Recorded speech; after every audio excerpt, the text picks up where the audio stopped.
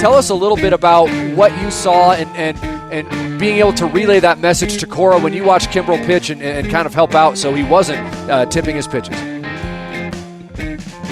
So tipping pitches, we hear about it all the time. People at home understand what tipping pitches is all about. It's amazing. And that's remarkable.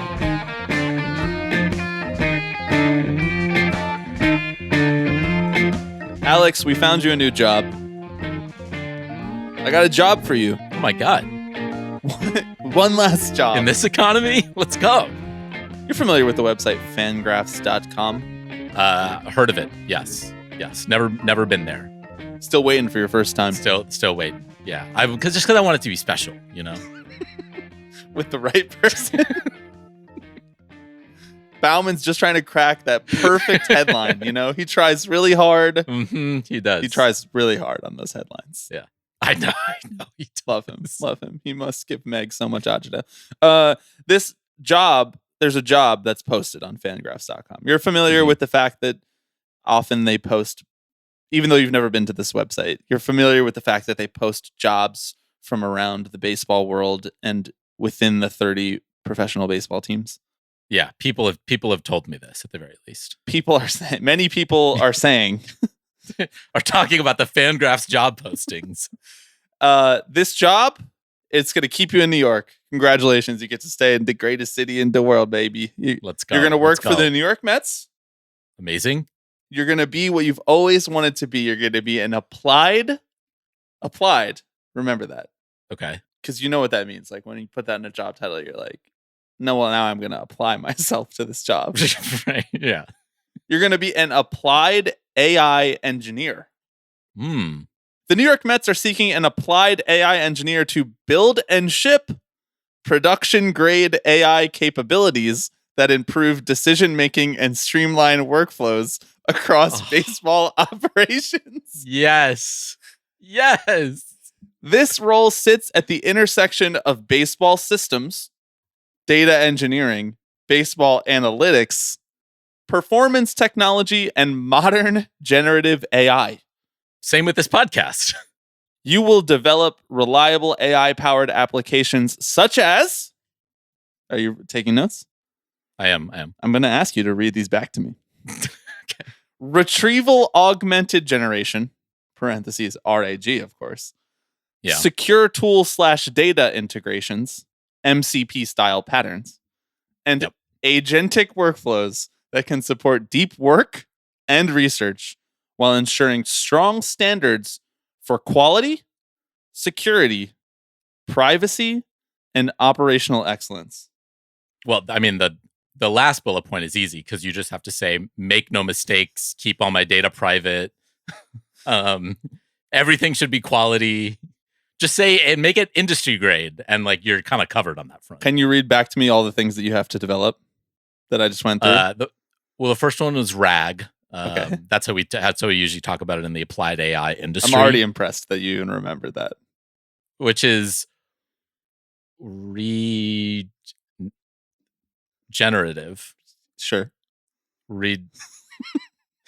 Retrieval augmented generation. Augmented generation. Yeah, sorry. You stepped on my words there, but that's what I was right. getting Yeah, to. it was just on the tip of your tongue. Secure tool / data integrations, MCP style patterns, and obviously agentic workflows. Agentic workflow. Yeah. I mean, the agentic workflows is the one that I'm probably going to be most comfortable with. Here's where it gets really good. This is a hands-on role for an engineer who can translate ambiguous baseball operations and player development needs into working software, iterate quickly with stakeholders. You know when you iterate quickly with stakeholders, and harden solutions into durable systems used daily by analysts, coaches, scouts, and baseball operations staff. Note, this role will require extensive in-person collaboration and innovation alongside stakeholders, analysts, and engineers. Applicants must be local to NYC or willing to relocate and be able to travel to Citi Field regularly. There is nothing in this job posting that leads me to believe that I could not do this to the level that they are interested in. Because what does any of this fucking shit mean? You are such an innovator. I have to hand it to you. Like, given just the sandbox that is a new thing, you can figure it out. So you could totally do this. I could. Yeah. Now, I'm going to show them my open claw, and they're gonna have their socks knocked off. I don't know what that is. Anyway, see, this is why I'd be good for the job, because you know what that is. Honestly, I think you could do this, and I think you could probably get an interview for this job, because I think that you could just say that you did all the stuff that they said, because they'll probably have ChatGPT read your resume. Correct. Yeah. Write me a resume that includes all of these features. RAG, MCP, RAG, quality, security, privacy, and operational excellence. I mean, hey, those are the 4 tenets of this podcast. As soon as I submit my resume, I've already knocked off 1/3 of the job right there, right? I've already applied. Okay, so check that box. How do you feel about working in a role that sits at the intersection of base? Now, I'm just going to pretend to interview for this job. Okay, ready? Get into character. Yep. Mm-hmm. Mm-hmm. Okay, ready? Thanks for joining. I'm really glad that you could join. Thanks for making some time. Loved your resume. Just going to be honest with you. Loved it. I love your passion for baseball. I checked you out, saw that you have a little baseball pod. Seems cool. Like what you're doing over there. My first question, how do you feel about working in a role that sits at the intersection of baseball systems, data engineering, baseball analytics, performance technology, and modern generative AI? I mean, how could you feel anything but elated? Because frankly, increasingly in this society, everything sits at the intersection of baseball analytics and the other things that you mentioned. Data, right? Performance tech, yes. Which you've done extensive. I mean, I did listen to your Bryce Harper episodes. You've done extensive research into performance technology. Mm-hmm. Yeah. Nice Get work me on in a that. hyperbaric chamber, and I'll tell you everything you need to know. Are you comfortable working in a hands-on role for an engineer who can translate ambiguous baseball operations and player development needs into working software? But it's not just that. You're not just going to be hands-on translating ambiguous baseball operations and player development needs into working software. You're also going to have to iterate quickly with stakeholders. Ooh. Do you feel comfortable doing both of those things? And then finally, do you feel comfortable taking those two things and hardening the solutions into durable systems used daily by analysts? Yeah. Which one of those 3 things do you think is going to be the steepest learning curve for you? I would say that there's a lot to unpack here, certainly. And look, I don't want to waste too much of your time and get too deep in the weeds on all of this stuff, because I know you're a very busy guy. You have prompts. I'm David Stearns, president of baseball operations for the New York Mets. Yeah, exactly. Oh, so you have nothing else going on, clearly. Yeah, my work here for the season is done. Yeah, Carlos, keep punching that out. lineup card, dude. You're doing great. Essential duties and responsibilities. Stop me when you hear a duty and responsibility that you feel you can't do. Okay. Design, build, and maintain AI-powered product experiences that provide intuitive access to baseball information and statistics and workflows across internal systems. Easy. You just let the AI do it itself. Develop end-to-end RAG pipelines, parentheses, ingest, chunking, embedding, retrieval, and generation, with strong attention to answer quality, baseball relevancy, analytics accuracy, latency, and cost. You said stop you, and I can still do all of this. All right, I'm just gonna keep powering through. Implement secure tool and data connectors for AI assistants and agents using standardized patterns, MCP style. You remember that. Enabling safe interaction with internal APIs, data warehouses, and services. That should be fine. I do exclusively use Chinese-based AI agents. So as long as the Mets are good with like the CCP, as far as like data security, we're good. We're all set. I thought you were gonna take that joke to. I exclusively use Chicago style standardized patterns, not MCP style. That's for the journalists out there. That's right, dog. That's for the people who had to actually do their own bibliographies. Yeah. The kids out here these days are probably not doing their own bibliographies. Is that true? We got teachers who listen to the pod. Let me know. Are the kids doing their own bibliographies? Although the thing is, I didn't do my own bibliographies. I did. Dude, I went to easybib.com. Oh, Yeah. EasyBib was kind of like the original generative AI. You would tell it all the sources that you used, and it would generate you the bibliography, and then you would have to double check it. Yeah. And maybe you didn't double check it, but I always did. I didn't double check it. Are you MLA or Chicago style? Which do you prefer? MLA. I like Chicago style because it's way easier. You have to put way less information. It's like, I did this and this. And Oh, you're saying for citation specifically. yes. Yeah. I made my own style. Paisley style. Do a Paisley style. How do you feel about the swirling accusations that you're the clavicular of the left? Okay. The screenshot that someone shared Yeah, we haven't talked about this. of the grok summary. Uh-huh. We're fully just, this cold open is now just off the rails. Now we're just talking about a tweet. A tweet that aggregated my name Because of me, yes. because of you. But like, how? Okay, so for anybody who's not still using X the Everything app and blazing their glory, they've taken away the trending topics. It's now just all AI generated trending topics that summarize a group of tweets from people that you follow, presumably. And then they show you the AI generated trending topics. They're almost all wrong. It's incredible stuff. Mhm. What's happening over there? The functionality of the website is just completely tanked. Not usable at all. No. There was a tweet that was going around that said, "Who is the clavicular of the left?" And I thought, let me enter into this marketplace of ideas. It's one of your favorite jokes, right? It's like prompt tweet on Twitter. Your answer is somehow always me. This is how highly I think of you. I think that you could do all these roles. Clavicular of the left would be so easy for you. I was just talking last week about how you're the Fantano of baseball. You could be a streamer. You could stream easily. That's easy, dude. Yeah. Mm-hmm. So you could be the clavicular of the left. So I said it's Alex Baisley of the Tipping Pitches podcast. By the way, as we move on from the job posting from the New York Mets, I just want to say thank you. I just want to say thank you to listener Jacob, who sent that job posting over to us. Made for a truly wonderful cold open that's now being taken off the rails. After I shared that I believe that Alex Baisley is the clavicular of the left, a listener, Nick, responded to us with a screenshot of the grok generated trending topics on live on X. Let me just read it verbatim, actually. Headline: Viral video of Alex Baisley dancing intensely with woman sparks widespread mockery on X. A video circulates on X showing Alex Baisley of the Tipping Pitches podcast dancing awkwardly and aggressively with a woman. Users on X mock his appearance, mannerisms, and dancing style, nicknaming him, quote, clavicular. Okay. And comparing him to characters from Of Mice and Men, It's Always Sunny in Philadelphia, and Shrek.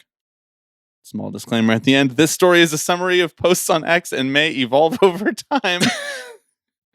Grok can make mistakes. Verify its outputs. And you say what? Does it still say that? Does this page still exist? Did Grok ever go back and check its sources? Only Nick could tell us. He's the only one that saw it. It's You know, personalized to Nick. frankly, I work day and night Streaming on Kick. streaming on Kick. This is why I don't listen to the fake news media, right? This is like purely just why I don't do it. They can't be trusted. They have to know that, like, since I've been sworn in, I haven't taken any days off.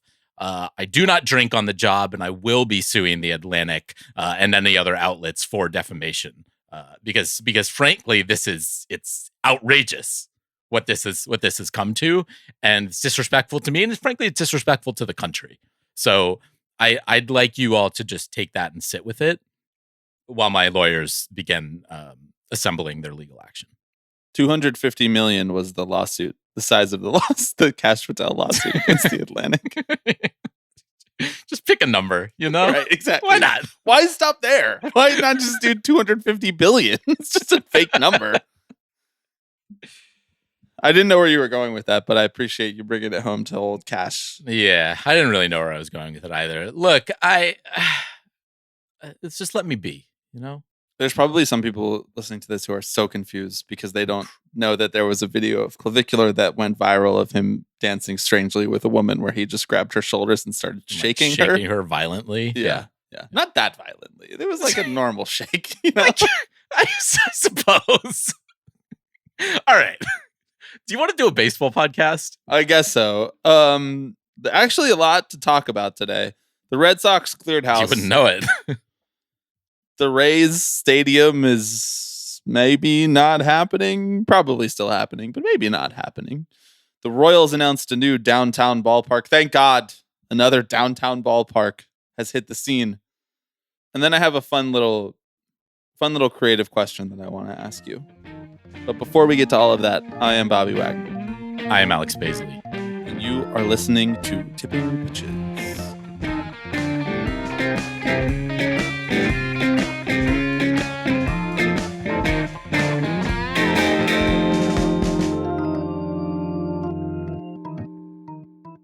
Thank you to this week's new patrons, Dylan, Eugene, S. McGee, Etienne, Jake, Jenna, Alex, Curious, and Christopher.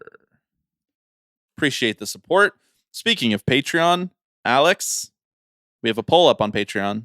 That poll is to determine where Tipping Pitches Meetup number 2 in the year 2026 will be.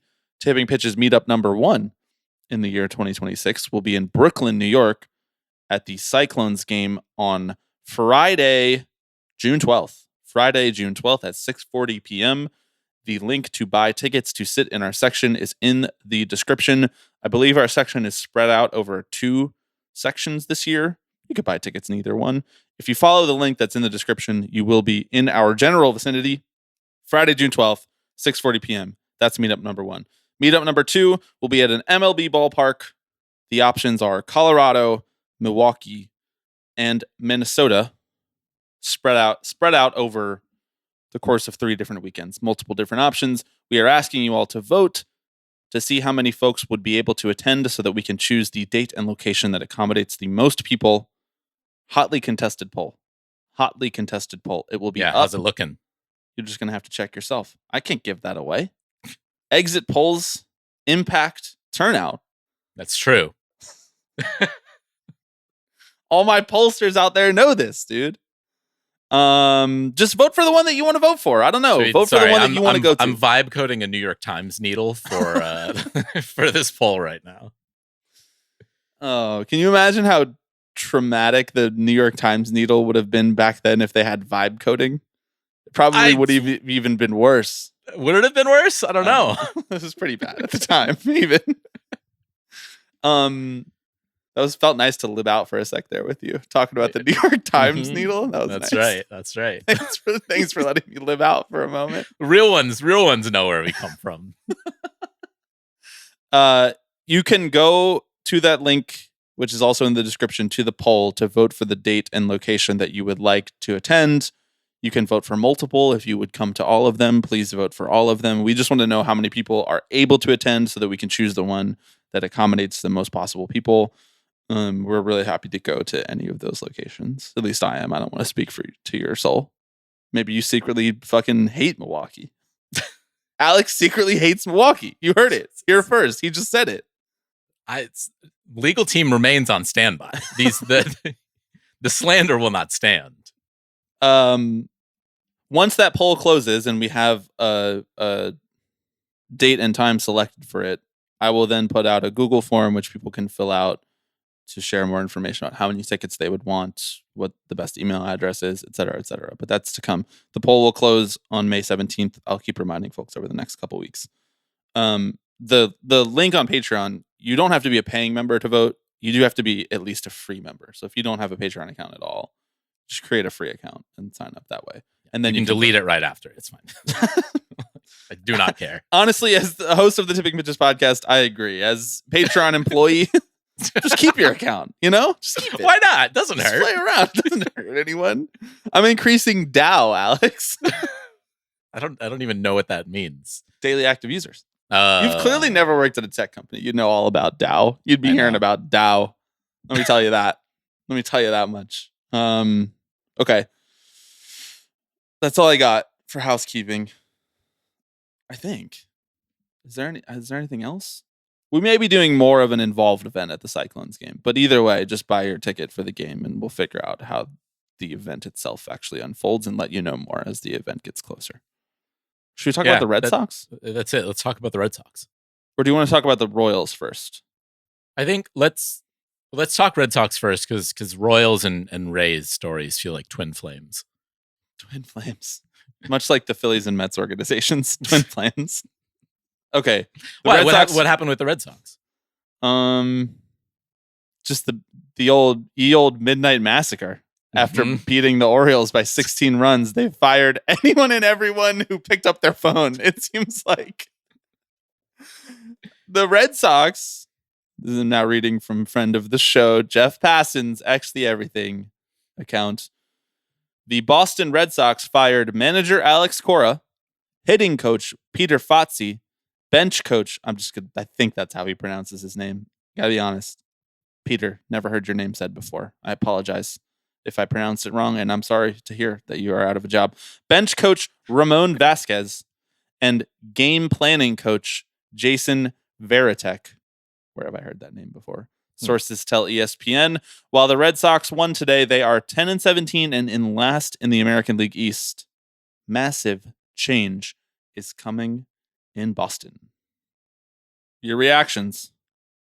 Is massive change going to be coming? Because this feels part and parcel for what this era of Red Sox management is, which is inconsistency, a lack of commitment to a organizational philosophy. I mean, I suppose, yes, if by change is coming, you mean you will no longer have a long tenured staff who has been here before. Can we real quick? I want to read some of the quotes that have come in the wake 24 hours since this firing, of which they have been fast and furious. I want to say that as big of a story as the firing has been the response to the firing. Yes, it seems relatively clear that this was not a guy who people, and by guy I mean Cora, but the coaching staff in general. Five coaches? Yeah, that's a lot. That's a lot to take in as a player in late April, let alone any time in the season. Four coaches. Four coaches. Trevor Story said it's up in the air what the true direction of this franchise is. Garrett Whitlock said they made it very clear that we get paid to play baseball and we just need to focus on playing baseball. Meanwhile, Breslow says, actually, this is a fresh start. They've got a full season ahead of them. So actually, this allows them to take advantage of just hitting the reset button, which is, I think, usually what you want to do 4 weeks into the season is be like, let's give ourselves a fresh start. Also, it's the same players. Exactly. Well, so this was it has been telegraphed very clearly that this was a Breslow-led decision, right? Correct. That Breslow and his team of front office managers decided that the coaching staff needed to go, including Cora, a obviously well-respected, for the most part, coach around the league. Depends on if you have Astros derangement syndrome still. Yeah, yes. You're right. Yeah, exactly. And a guy like Jason Veritek, who's been a part of this organization for the better part of 2 decades. And it seems to have left some sour tastes in folks' mouths on the way out. Yes. Battle lines were instantly drawn between Breslow and Cora. I think because Cora outdates Breslow, his tenure, I think because Cora has more tenure than Breslow, there was a question as to who outranks whom. Mm-hmm. And whom outranks whom? Who outranks whom? Who outranks who? Which would you choose? SAT question number 1. That was so many. Would you say who outranks whom outranks whom, or who outranks who? Or I suppose whom outranks who? I would say who outranks whom. I think you're right. I think that's right. That feels the most right. When I say it, it's one of those things where it's like you feel grammatically correct. You're like, I think actually it's who outranks whom. Listeners, sound off in the comments, live chat. Alex is live on Kick. Check that out. It's going to be at Clavicular. All right, so who outranks whom in this scenario? The battle lines are drawn on that front because Breslow came in clearly wanting to make an impact, and he started making a bunch of choices that had some people scratching their heads. And Cora was always seen as one of those managers who had commanded so much respect and who thought of his role as manager as extending beyond just what happens in the dugout in terms of player development, in terms of roster selection.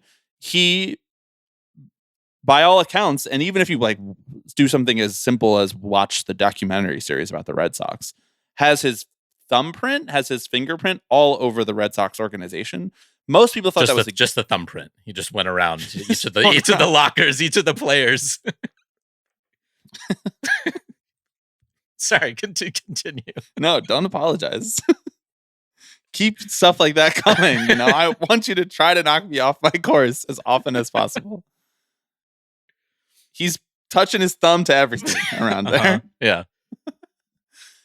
I think that a lot of people think of that as a good thing. Like, you want the type of manager who has a far-reaching impact. You know who doesn't like that?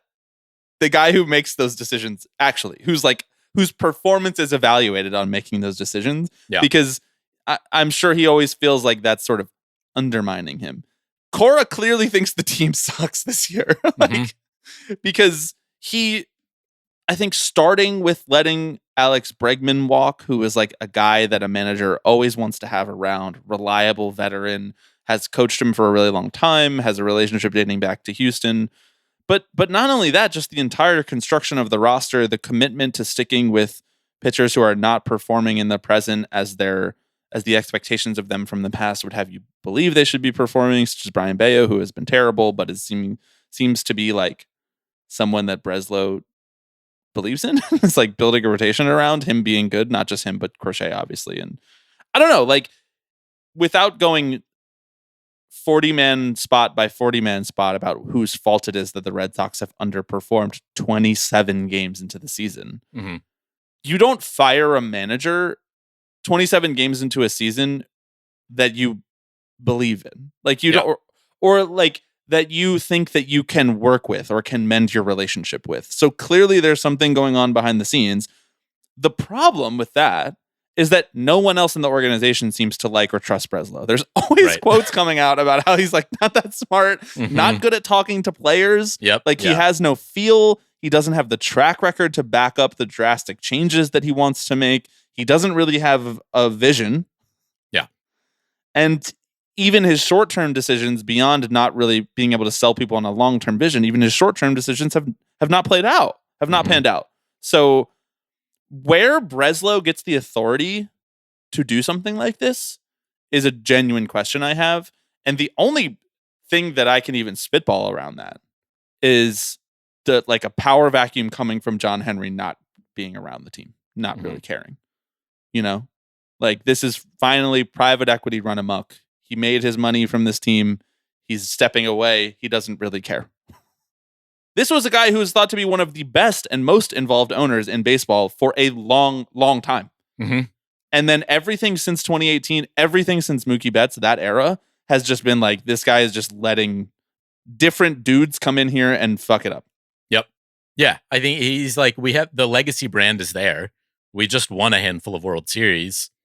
Why push it? We've done it. We've juiced the value of this team. Now is where we come in and strip it down to its core. Get rid of all the separate the wheat from the chaff. You might say. I mean, we talked about this with the. Is there an equivalent for beans? Separate the beans from the pods. Do soybeans? Do they come in pods? I don't know. Or no, wait. Sorry, it's lima beans. Right? I don't even remember. I honestly don't know. We do this every time. But we talked about this with the Devers trade, right? Soybeans. I think it is. John Henry grew up in the soy fields, trading futures, trading stocks, to one day he achieved his boyhood dream, one day owning the Red Sox. He's the smartest guy in the room, with a pocket full of legumes. there's not enough lima beans out there to really make that much. Right? Of a Is it profit. really that big of a market? It does seem like Breslow's tenure, at least, has been defined more about rejecting philosophy than actually embracing a coherent philosophy, right? It has been more about saying, this is not the way to build a team, right? The way to build a team is what does it even mean, though? Like, what philosophy is he so staunchly against? How were the Red Sox being run before under Heim? That's a good question. I don't know. I actually think Heim was doing a pretty good job. Everything that's good about the roster right now is because of Heim. Yes. Well, the Heim versus Breslow, like getting them as a 1-2 punch is interesting because they seem, in theory, on paper, cut from the same cloth. They seem like the same guy. Like they seem like the exact same guy, which is to say your job is to squeeze value out of these assets, right? And stop spending excess money and create out of assets because I think that's how the players are viewed. Don't turn them into liabilities, Craig. Never turn them into liabilities. But like that is what baffles me a little bit because I'm sort of like, are you not trying to do the same thing that the last guy did? And I don't know. I could be wrong. Maybe Breslow does have a grand unified theory of the Boston Red Sox. But all right, it's been 2 years now. Can I tell you what his grand unified theory of the Boston Red Sox seems like from the outside? I have no inside knowledge of how he operates as a guy. Mm-hmm. His grand unified theory seems to be, you got to make tough decisions. I don't know to what end, but he just keeps, it seems like he's just like, we just got to make tough calls. Yeah. That's what the job of being a GM is these days. You just got to make tough decisions. A lot of hard decisions you got to make. Mm-hmm. Now, we don't know what those decisions lead to. How could we know? How could we know? Or even why we're making them. But you got to trade Rafael Devers. Tough decision. Tough pill for the fans to swallow, but that was a tough decision. We got to trade him. Right. If a decision is tough, it's one that has to be made. Correct. That's exactly how he runs the team. We got to let Alex Bregman walk. Tough call. Tough call, but we had to do it. Yep. But we had to do it. Yeah, we have to let Alex Cora walk. First of all, seeing a bit of a pattern in terms of who they're letting go. Really? 2 Alexes? That's a coincidence? Intriguing. The Alex caucus, none too pleased about this.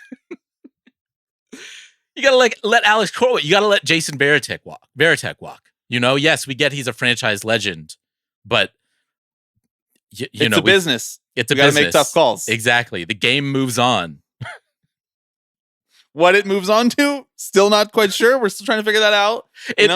We make tough calls so that we put ourselves in a better position to make future tough calls. From what I can understand, it sounds like they were offering to reassign Varitek.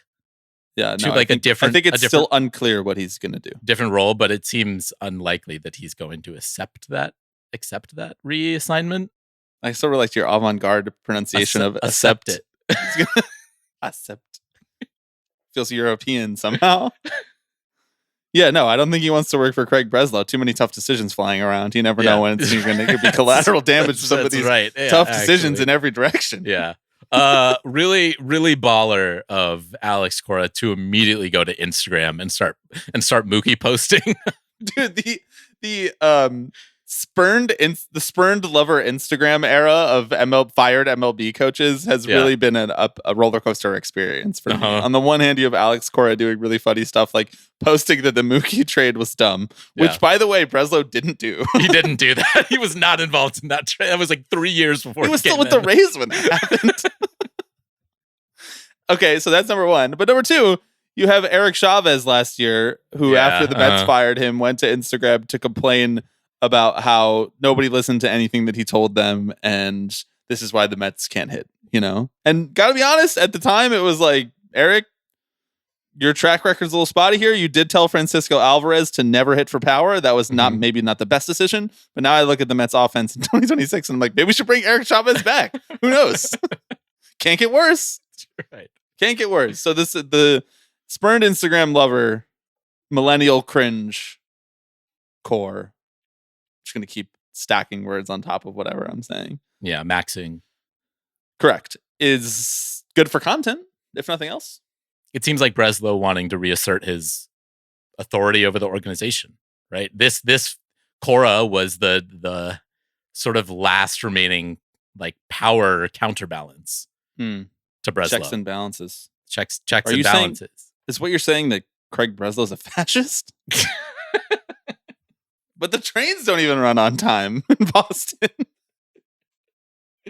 No, I think he's like a libertarian. He's like, you guys do what you want. He's a libertarian. The craziest part about the Breslow experience is that he was a major league player. Yeah, I know. So the whole like he doesn't have any feel thing. You usually bring in a guy like that because what he excels in is feel. Right. That is specifically the reason you do it. Really funny to bring in like a former clubhouse guy, and it turns out he cannot talk to the clubhouse. Yeah, It's wait, I wanted insane. to share a couple more quotes that came out of this. Tim Yes, Healy, who's a beat reporter, a Red Sox beat reporter Yeah. for the Globe, who used to cover the Mets for Newsday. He shared that Garrett Whitlock said neither John Henry nor Sam Kennedy, Henry the owner, Sam Kennedy the president of the Red Sox, so he like runs the business side of the Red business, yeah. Sox, spoke during the meeting with players this morning. He said Craig Breslow spoke for about 2 minutes, and Chad Tracy talked for 3 to 5 minutes. Players were not invited to ask the bosses questions about Alex Cora's firing in the situation. And then the aforementioned Whitlock quote, they made it very clear that we get paid to play baseball and we need to just focus on playing baseball. There was also a quote that Rob Bradford shared, who is a Red Sox radio host and podcaster. He said he got a text from a former Red Sox player, which real grab bag. Could be a guy that I'd be like, it's funny that he said this. It could be a guy where it's like, that undermines the quote. But we'll never know. Former Red Sox player who summed up Saturday's moves, quote, it's like shitting your pants and changing your shirt. It's a good quote. It's a great quote. Like, it's one of the best quotes. Yeah. I mean, a genuine question, where do the Red Sox go from here? Because this guy is running the team now, clearly. Yeah. Mm-hmm. He's Mad King level runaway with power. Does John Henry then come in and be like, the guy who I brought in to clean up the mess from the last guy who I hired as president of baseball operations who underwhelmed me in the fan base? Now I also have to bring in another guy? It's like a Russian nesting doll of former Rays executives who are here to clean up the last Rays executives' mess?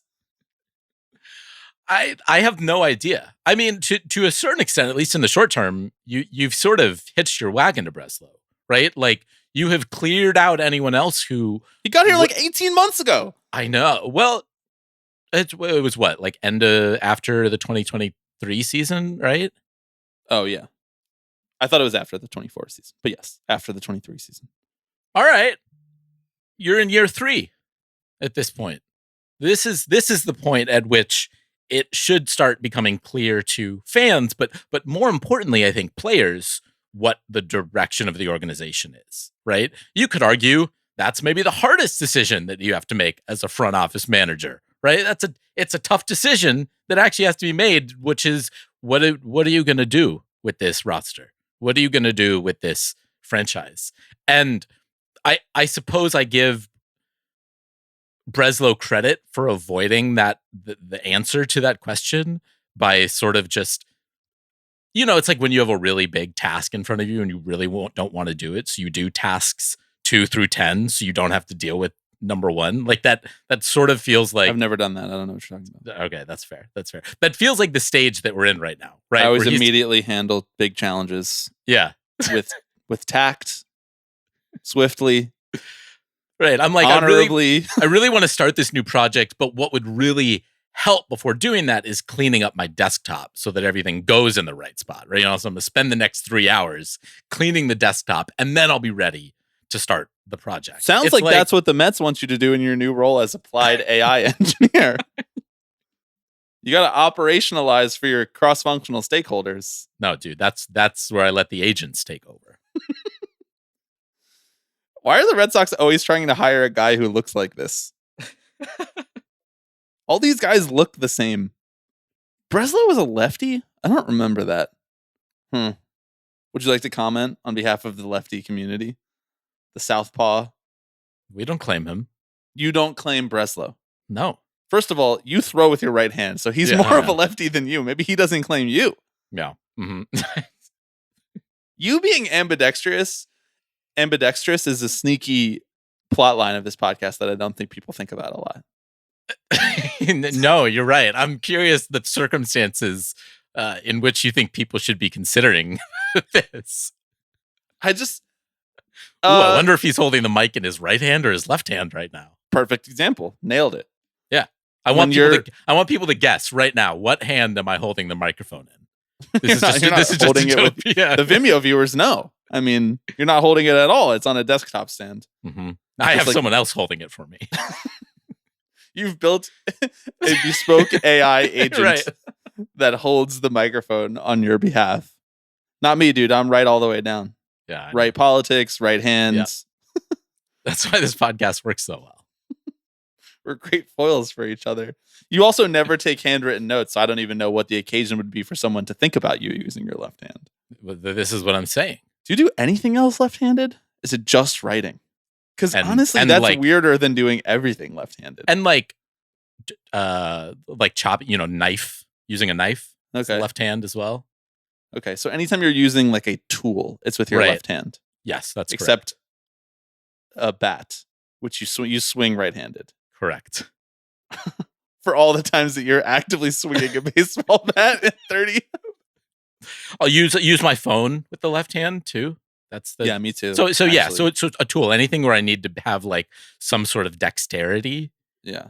I think to be ambidextrous, you have to do one of the like main handedness tasks with each. With both hands. So like, I so you I throw never right, claimed ambidexterity. You are. No, I'm saying you are. You are though. Throw right-handed, left-handed makes you ambidextrous.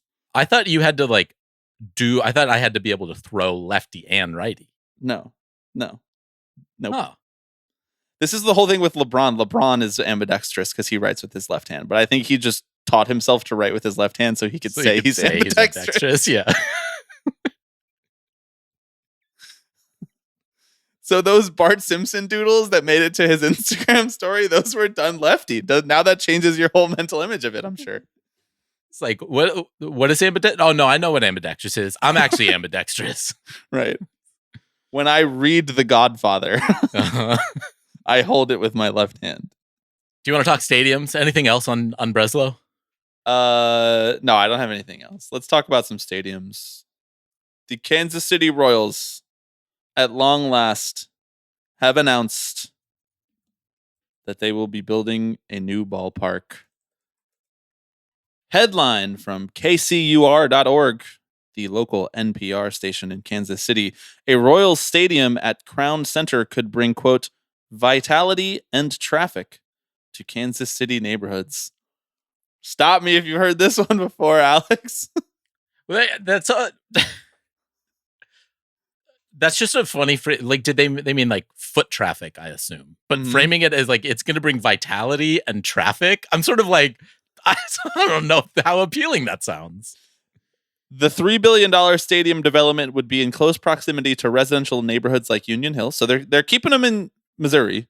Mm-hmm. They're not moving them to Kansas like the Chiefs. Beacon Hill and Longfellow. Neighborhood leaders say their primary concerns include traffic congestion and fans taking up limited street parking. So maybe they are talking about car traffic. The proposal for a new Kansas City Royals ballpark at Crown Center is raising questions and prompting a mixture of concern and excitement for residents living nearby. It always is. You got to go check on both sides down there. The project, this is my favorite part of the whole thing. Okay. The project, a collaboration between the Royals and hometown corporation Hallmark Cards. Yeah. Would plop an estimated $3 billion stadium onto 85 acres of mixed-use land at the southern edge of downtown near Union Station, in close proximity to residential neighborhoods like Longfellow and Beacon Hill to the east and Union Hill to the south. We're doing fucking collab. We're doing pop-up collabs to build Hallmark stadiums now. You said it's going to cost $3 billion. I assume that's like what, mostly or all funded by the Sherman family. Yeah, I would say they're gonna pick up the majority of it, right? Okay, yeah. Majority of $3 billion is still a lot of billion, right? That is like, even if you're paying $2 billion, that's definitely a clear majority. But then, like, how much if it costs $3 billion and you're paying like about $2 billion, Yeah. then who else? Okay. Where's the rest come from? Let's fill in the gaps here. Let's fill in the possible candidates. Other members of your ownership group could do no. Okay. No, I don't think they want to do that. Okay. How about you, Bobby? You and me. Oh, with what we have lying around from the Right. Patreon, the new Patreon members this week. Yeah, exactly. All right, let me talk to our bankers at JP Morgan and see if we can make that happen. Yeah. Okay. Well, because the only other thing I can think of is then like the city itself, and all the taxpayers there. But that feels, I get that. I mean, that can't be what happened in this plan, because the Jackson County voters outright rejected a plan for taxpayers to subsidize this new ballpark back in 2024. So I can't imagine they would have just circumvented the desires of the public to still extract $1 billion in subsidies, right? No, see, what happened is I made some calls about this actually, because I had the same question. No, I mean, totally understandable question that you have here. Yeah. I made some calls. I was able to determine that the sort of Kansas City mayor and city council, they looked around a little and they were like, oh, we had this spare extra $1 billion that we didn't need. Like, they actually made way more money than they were expecting to. The like schools and everything were like, we're good. Like, they sent some money back, the public schools in Kansas City. And they're like, we're good. Yeah, we don't need this. Let's keep the Royals in Missouri. Got to keep them here. Yeah. Please give them whatever they need. I'm actually kind of confused about this. Okay, let's break it down. Because the Royals are seeking $1 billion in additional financing. That the Sherman family is like, we're not going to pay that. Like, we don't have that. We ain't got it. Okay. The Jackson County taxpayers said no to this plan in giving them $1 billion 2 years ago. The only thing that has changed is that now the Kansas City Council last week passed a $600 million financing plan to support a new Royal Stadium in the Washington Square Park Crown Center area. But there's still a $400 million gap, which apparently eventual development agreements made with the Royals around the stadium will require additional city council approval. So, like, the Jackson County voters said no to the additional tax, but the city council still had the ability to give them the money without adding an additional tax. Is that what's happening here? Well, I mean, it's our favorite, Bobby. It's tax increment financing. Let's go special tax districts. It's a special tax district. Yes, dude. I can't believe we already got this in April. I know. Yes, that $600 million is in city tax increment financing bonds, which is, as we've discussed, right, is like any increased tax revenues that come from the raise in property valuations as a result of this development will then are sold as bonds to pay for the construction of it. So they're capturing whatever excess tax revenues this development is hypothetically going to create. And then on top of that, that $400 million gap you talked about is like... It feels like sports gambling on a paycheck that I'm going to get in June. Yeah. Yes. There are... hang on. We'll get to that. Okay. But that other, I think, like $350 million is from the state, which is coming as a result of the Show Me Sports Investment Act, which was passed last year by the state. Which, let me see if I can get this right. That's Show Me, like Showme, SHOWME, aka Missouri, aka the Show Me state. Yeah. For folks listening, like Alex, who are coastal elites who would never think about the state of Missouri. What that effectively does is it captures the taxes that sports teams are already paying, general taxes, payroll taxes, vendor taxes, ticket sales, etc., and captures them and redirects them back to the team to fund their. So it's an interesting sort of like political narrative that you get to spin, because you get to say, we are not taking any of your tax dollars per se out of the general fund to pay for this, but we're redirecting the taxes that the team is already paying back towards them so they can use it for their own purposes. Right, but presumably only if they are also going to commit to some things that are favorable towards the city council and infrastructural development of the area that they're building, such as like what they always say, we're always going to build, in order to acquire this, we're always going to build, some percentage of affordable housing in the area, or we're going to support that. We are going to, there's a part of this NPR story that I'm reading where they're talking about the neighborhood that they've chosen has had public transit improvements. They've extended streetcar lines to reach that area of the city in recent years, presumably dropping a downtown ballpark in an area of the city that is not used to this much foot or car traffic will present questions and problems that will need to be answered by the team. Every team at least feigns at providing additional infrastructural support and development to public transit in the area that they want to build a stadium. I don't know. Sounds like caving to me. Oh, I think it's absolutely caving. I think they looked at what the voters said. They said the voters are never going to approve a referendum that increases our taxes or allows the Royals to take from our general fund. So you get creative with it. You say, here's a little tax district over here for you. You can capture excess revenues. We'll let you essentially operate tax free through this other show me sports bill, right? That basically says you capture all the taxes you're paying and just use it for yourself. I think it is absolutely caving, because what are you going to be, the mayor who let the last Kansas City franchise walk? Yeah, I think the Chiefs definitively being like, we are moving to Kansas for a lot of reasons, put us almost like in the same situation as the A's were in. It's just that the city council was like, that's not going to happen to us. Yeah. And also because like the threat was them moving just across the border, to have all of these special benefits of being in Kansas versus being in Missouri. And then them, in theory, them being Missouri and the politicians in Missouri losing out on certain economic benefits or tax income from teams staying in their state.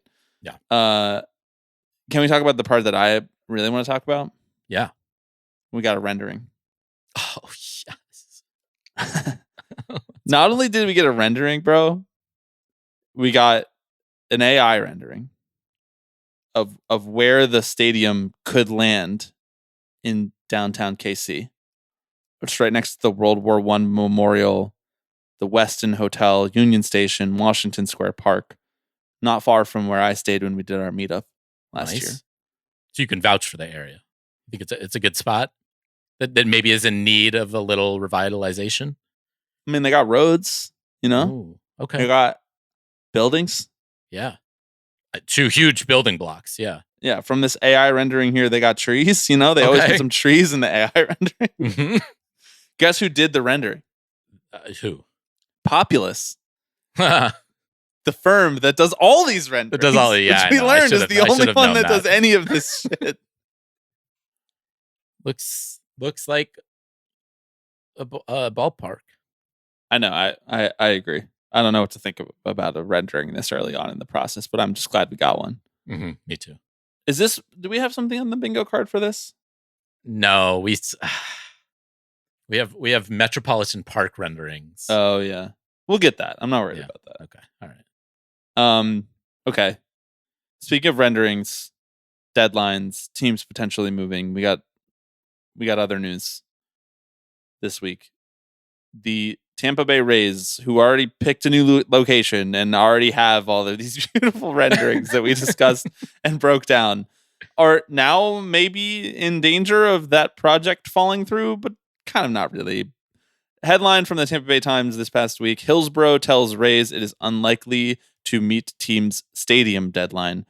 Hillsborough County has told the Tampa Bay Rays it is unlikely to meet the team's deadline for the completion of a stadium deal, which could jeopardize the entire proposal. Earlier this month, the Rays released a draft memorandum of understanding. I love an MOU that set a strict deadline, June 1st. That deadline, the team has said, is necessary not only for the ballpark to open in time for the 2029 Major League Baseball season, but for the deal to be feasible at all. On Thursday, the county's attorney office informed the team that meeting such a deadline is improbable, according to a memorandum obtained by the Times.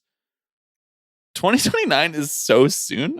That's really soon. The Rays were planning to play in this stadium for the 2029 season that they just agreed and put out renderings on at the end of last year, and that it was unclear as to where they were even going to build this stadium. Yeah. That seems not like a solid plan, really. I mean, I think in part it's leverage, right? It's saying we need a new stadium by 2029 or else. Ken Babby, who's the president of the Rays or CEO of the Rays or fucking whatever, the Sam Kennedy of the Rays, sent an email to Hillsborough County commissioners, essentially threatening them, saying, quote, should this commitment ultimately not be achievable, we would have no choice but to evaluate alternatives. However, that's not our desired outcome. Time and action are of the essence. The deadlines we have set are driven by practical constraints, not pressure tactics, which, again, my shirt telling everyone these are not pressure tactics, et cetera, et cetera. Failure to meet these timelines risk the loss of critical state funding for Hillsborough College, which would render the deal economically infeasible. So this is not a pressure tactic. However, here's my think of what this will cost, not me, but the college students that I'm holding. Exactly. That's so funny. The Rays are so funny because they're like, we're going to do all of the classic Manfred playbook pressure tactics, but we have absolutely no juice and no standing in the community to do that with. We're just trying to push it through only on the bluff, only on bluffing. Nobody really knows, or I'm not going to go so far as to say that nobody like wants the Rays to stay in Tampa, because that's not true. People do want the Rays to stay in Tampa. Mm-hmm. In fact, for as long as we've been doing this podcast, people have been talking about like, okay, yes, the Trop is like a weird sort of circus attraction, but where it is located actually is part of the reason that it's so hard to get people to come to the games, because it is far from the population center of this Tampa area. Mm-hmm. And the only way that you can access it is like by getting on the freeway and sitting in traffic to get there. Yeah. So a downtown ballpark of sorts in Tampa, to the extent that you could build a classic downtown ballpark area experience in a Florida city, has long been rumored and long been discussed. And I'm not blanket against it necessarily. It's just that they've seeded this conversation with so many reasons as to why they need help to do that. Because like all things with the Rays experience, they're like, sorry, we have no money. It's hard because we have no money. And we make no money, and we sell no tickets. And our owner, he's fucking broke. I mean, he's cashing welfare checks. He can't do it. I'm really sorry.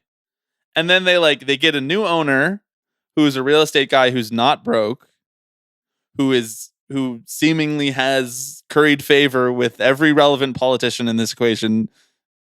I don't need to run through all the Florida politicians. DeSantis, Rubio, all of them. He's their friend.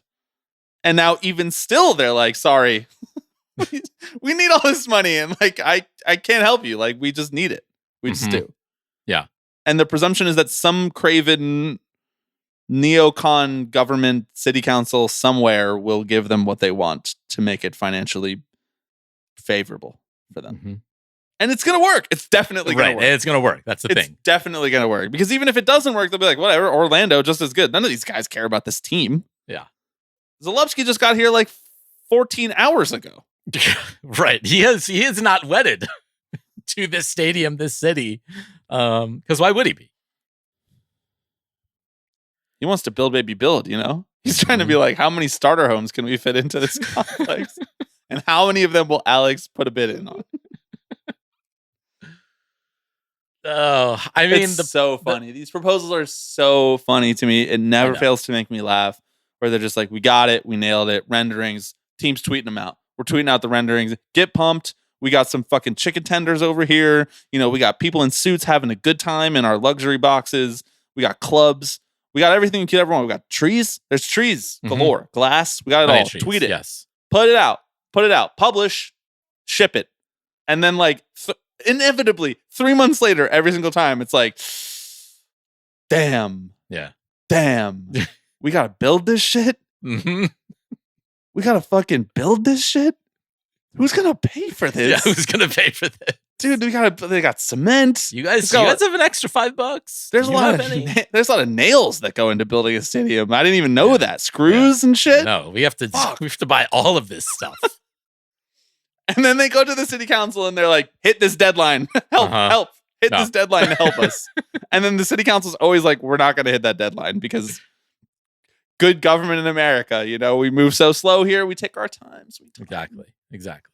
And then this ensues, whatever this is, however the owner decides to operate in the aftermath, threatening people, calling Rob to help them, doing whatever it was that John Fisher did, going to Vegas, live ballpark cam, anything could happen. Yep. Live ballpark cam. It's absurd. Look, here's the thing. You have to play in a stadium. Build the fucking stadium and shut up.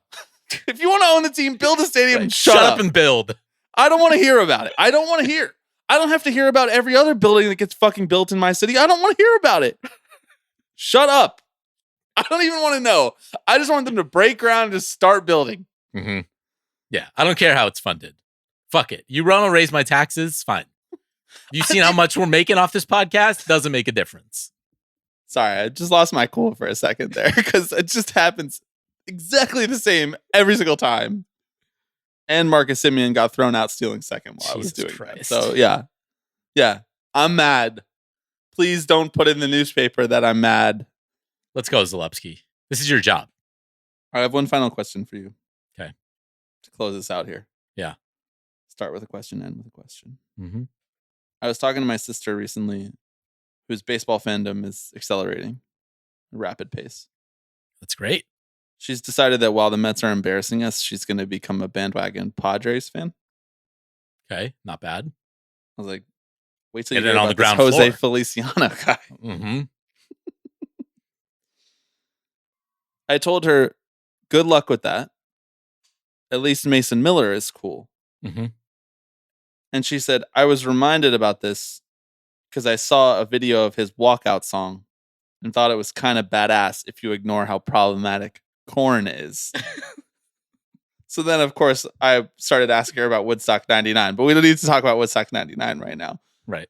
She started asking me about other walk-up songs. Like, if you were a closer, like, what would you walk out to? She dropped, like, maybe I'll walk out to Killing in the Name by Rage Against the Machine. I'm like, that would hype up the crowd for sure. So then I started thinking, like, okay, yeah, you could walk out to a Rage Against the Machine song, but, like, not every Rage Against the Machine song. Like, they probably would say no to you for some of them. Mm-hmm. On account of they, as in like the team, would say. Yeah, on account of like some of these songs are not appropriate. But I was like, got to thinking, and I'd love to hear your take on this. What is like the most? I'm calling it scaring the hose walkout song that you could get away with actually walking out to. Because I said to my sister, I was like, what if I walked out to like BYOB by System of a Down? Like they wouldn't let me do that probably, right? I mean, I think it probably depends on where in the song you're pulling from. I see no reason why, as long as there aren't like swear words, why they wouldn't let you do that. You think they'd let me pick the part where they're talking about sending the poor away to war instead of sending presidents? Well, this is what I mean. I want to find the like maximum quotient that you could get away with, but still walk out and people like MLB would still tweet a highlight of it. Okay, so to be clear, in this scenario, the hoes being scared are like the ownership, your own ownership group, or anybody. I just thought it was like a funny framing of it because it's like, you know, you show up to the party and we're listening to, you know, West Virginia by Front Bottoms. You're probably leaving that party if you don't know us that well. Right. Yes. Yeah. I mean, like, who's the first MLB player who's going to walk out to like 100 Gex song or something like that? Like, I think that's, if we're talking about scaring the general population, I think that's the probably the area we need to be trafficking in is like the all the SoundCloud core, like Digicore, all the shit that the kids are doing on the internet these days. Like that's a target audience not acquired inside a Major League Baseball park. Well, I think that if you would have told Korn, First of all, Korn, not problematic. Well, no disrespect. Like I don't know what she was alluding to. I don't know if she was sort of doing a Woodstock 99 thing. Feels like more of a moral panic thing than like correct. I think she was doing that. I think she was talking more like the people who listened to Korn, right? Yeah, sucked, and that I can't deny.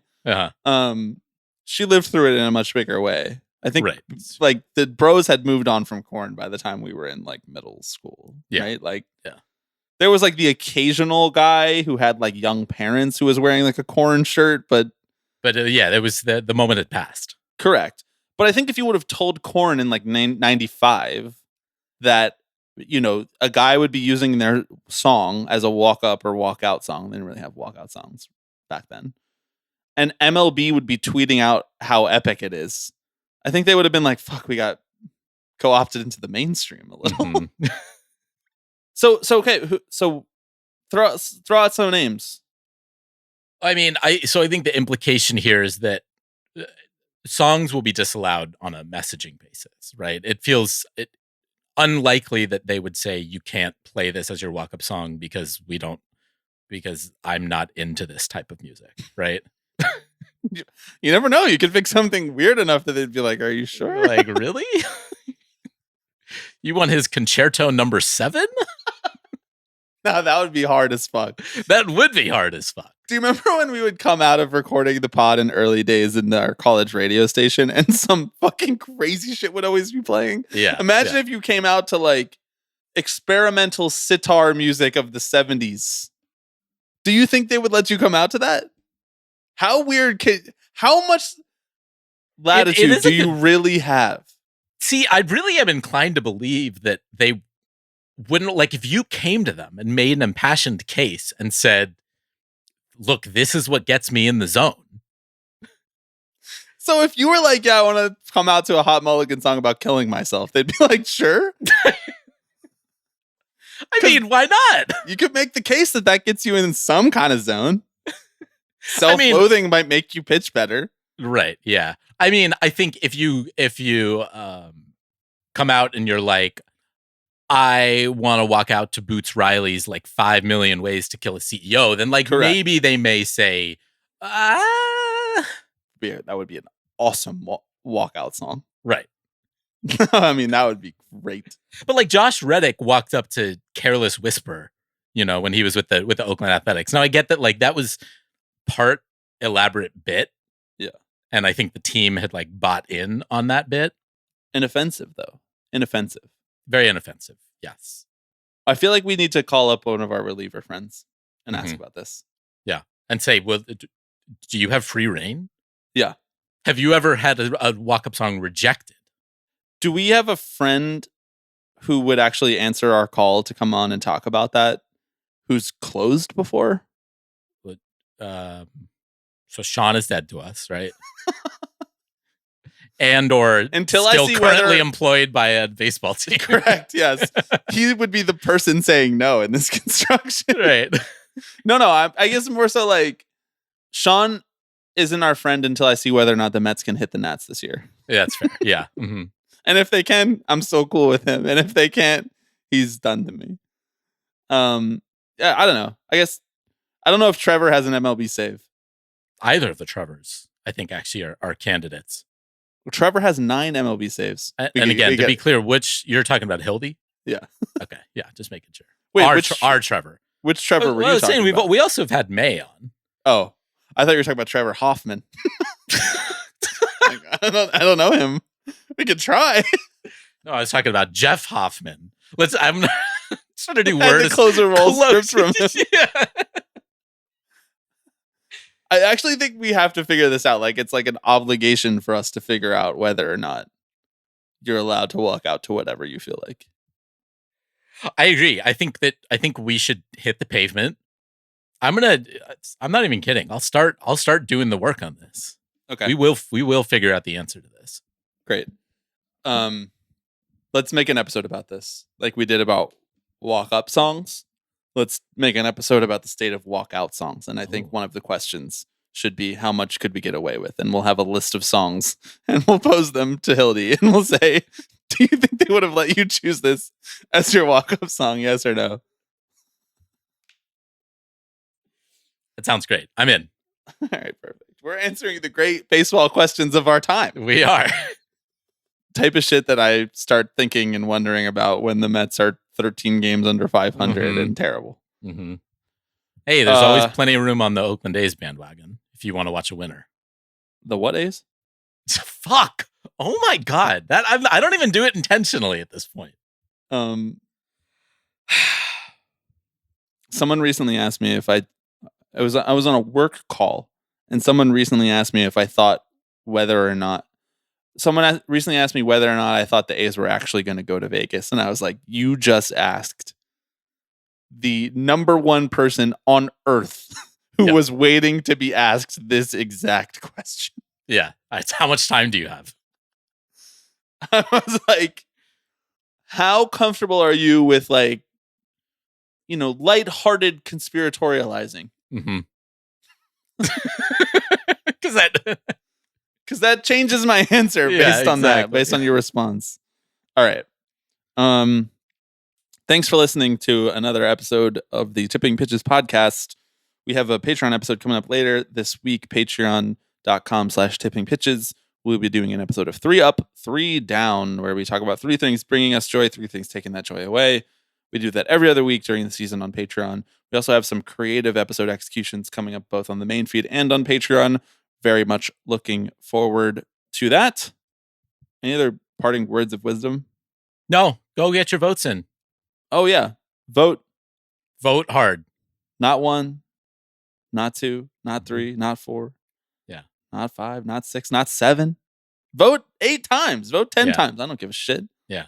You can select multiple candidates. We do encourage voter fraud here. It's sort of like, how bad do you want it? Yeah. Do you have that dog in you about whether you rig the Tipping Pitches meetup election? Right. Don't actually. And could you sleep with yourself? Could you sleep with yourself? The male loneliness crisis extends to Tipping Pitches. Thanks for listening. We'll talk to you on Patreon in a couple days. Bye. Hello, everybody. I'm Alex Rodriguez. Tipping Pitches. Tipping Pitches. This is the one that I love the most. Tipping Pitches. So we'll see you next week. See ya!